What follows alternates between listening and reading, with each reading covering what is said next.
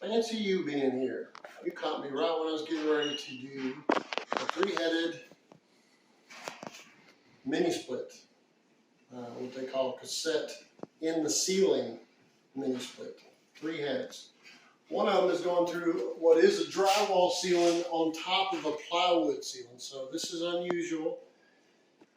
But what we did was the customer said he wanted 1 head here. Basically I do what the customer says unless it's impossible or not a good idea. And then I took a drill with a drill bit, drilled through. Then I took something, in this case I have a fancy drill bit, but you can take anything stiff enough to go up there where you can find it. Put it up in there, went upstairs, measure from it to the size of the bathroom, which is this right here. And there isn't one over here. It's another unusual situation. But if it was, it would be normally 22.5, which is all you get.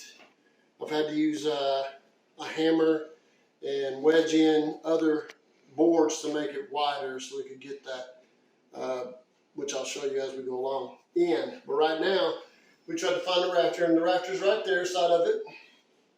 And we can give ourselves, in this case, instead of 22.5 between a 24-inch center rafter I put 23 there. So now we're done measuring up there. I made the marks here and here, and then took a 4-foot level, but you can take anything that's a straight edge, put it up there, and then marked. Measured from that wall, put it up there, marked. Measure from that wall, put it up there and mark. I tried to line it up with the doorway. So we've marked it all out. Now we're going to cut the drywall out. Then we got to cut the plywood out. That's, again, like I say, unusual.